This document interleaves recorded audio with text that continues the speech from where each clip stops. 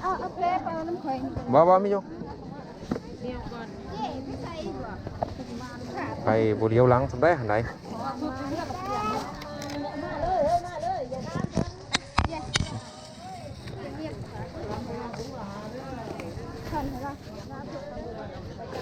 16 17 33เฮ้ย33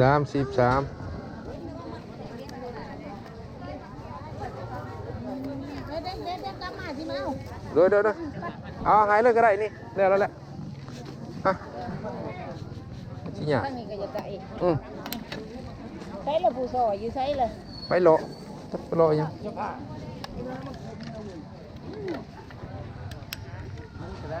สิเจมะขามโลร้ายไปได้จะทมะขามโลร้ายไปได้60,000ต้องอร่อยซ่าเอาร้ายแม่นความ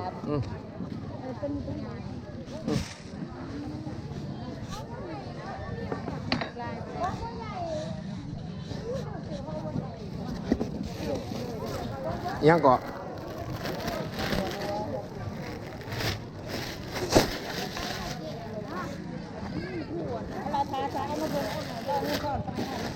อ้าวเรียบร้อยค่ะ57ค่ะ5720,000โดยโอ้ยนอนลืมพี่น้องขอโทษได้หลาย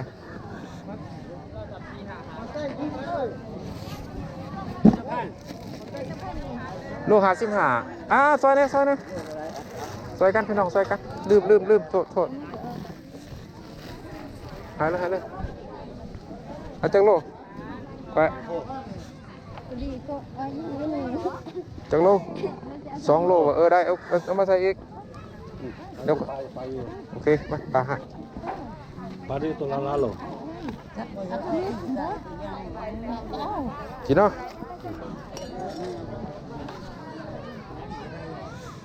โอ้ยเหลือ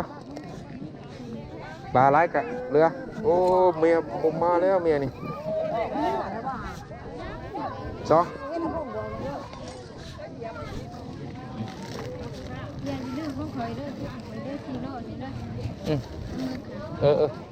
เอาเมียเพิ่งไปใส่ป่ะ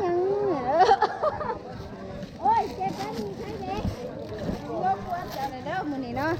ไม่ใช่เสียบ่มากให้เขาจะบอกโอ้ยเมื่อบ้านชุบก้อนนี่ถึงเนี่ยติดติดดอกไม้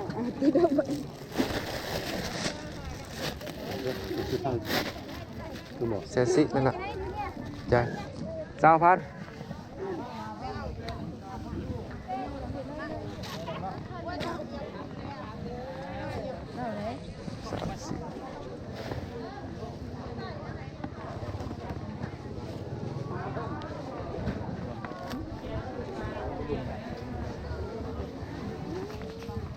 ขอบใจ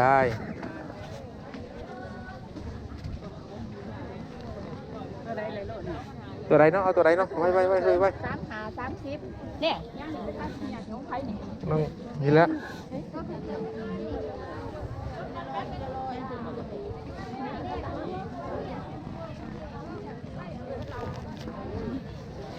เจ้าคือปลาเราปลาแดกตัวนี้แหละเฮ้ยห้องพูน14เข้าไปใส่ละขอลงเพื่อนเรื่องบ่ขึ้นโอ้ย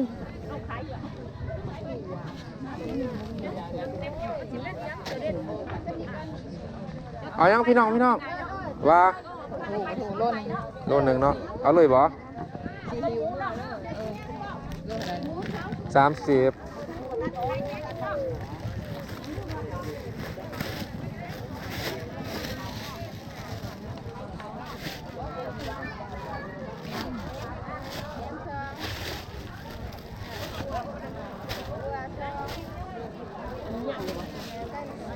ยัง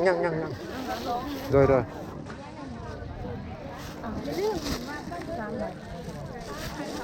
ตัวใดล่ะฮะ25,000เนาะเดี๋ยวจัดให้30ตอนเช้าเอายังเนาะ มีให้เอือบ แม่นเอือบเรียบร้อยนี่แซ่บนี่จีเลยกินสดก็ได้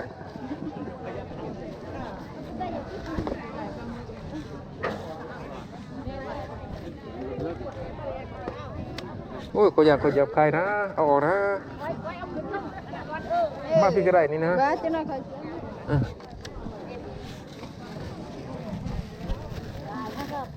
เอาเท่าไหรก็20,000แม่นเอาเครื่องเนาะเวลาเอาเท่าไหรก็ลูกลืมละ เอาตัวนี้ชาบูโบแพ้นะ 20,000 25,000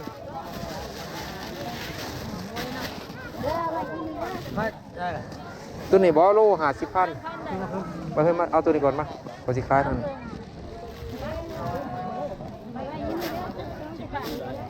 25,000นั่นแหละเนาะ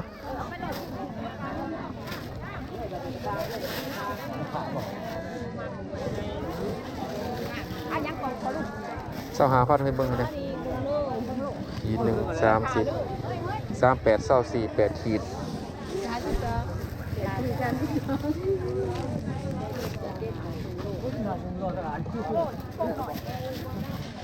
อ้าวโอเคหายังหาโทษหา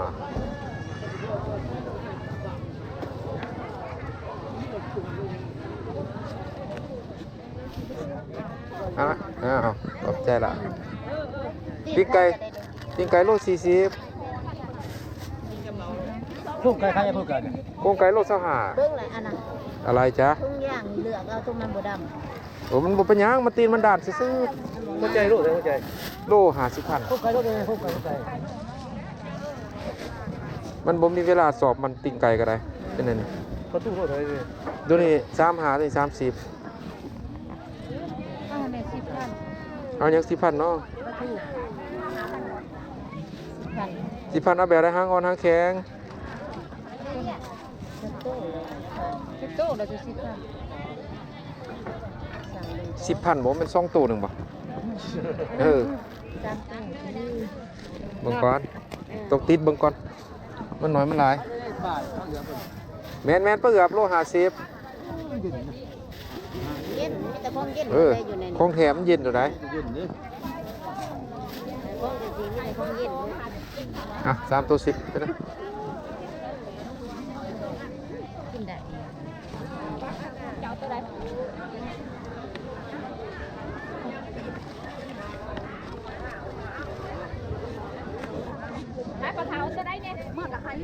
อันนี้ผม เอาเลยตัวนี้80,000 สอยเร็วเนาะ แม่นเรียบร้อยเลยมีแต่ข้างมอไว้เอาเท่าไหร่นี่ 9,000 เจ้าพันอ้าวเจ้าพัน เข้าไปที่รูเลยตัวใหญ่เลย 3,000ในละแสน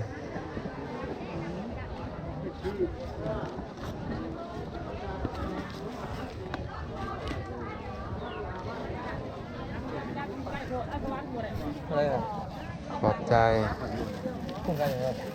อันนี้โลนึงเนาะ เราเลย ติดโล30 50,000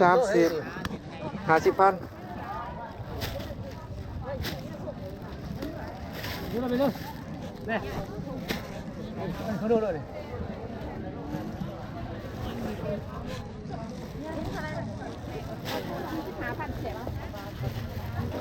เอาตัวใหญ่ใส่ให้อย่างเดียวนี่บ่ตัวได้อีกสำทงเนาะ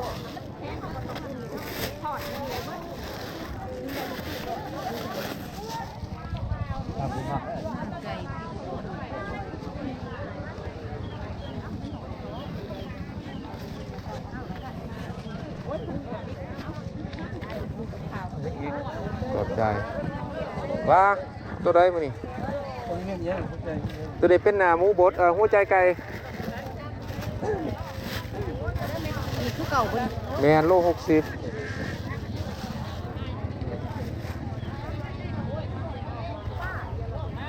เอายังไม่เท้า ขายให้เรื่อง10,000ได้บ่ โอ้10,000ก็ขายอยู่อย่าตีว่ามันหน่อยเด้อ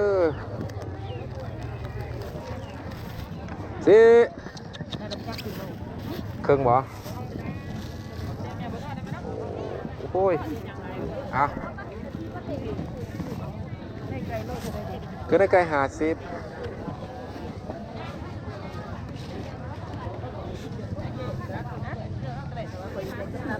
โอ้ยจะได้ตับเอาต้องเอารวมกันนะบ่รวมบ่ได้ เอาโลนึงบ่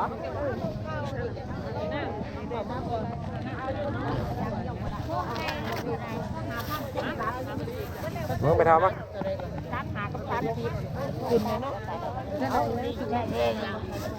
ตัวนั้นบ่ได้ไปเท่าได้แต่ต้นนี้อย่างเดียว คือคนละอย่าง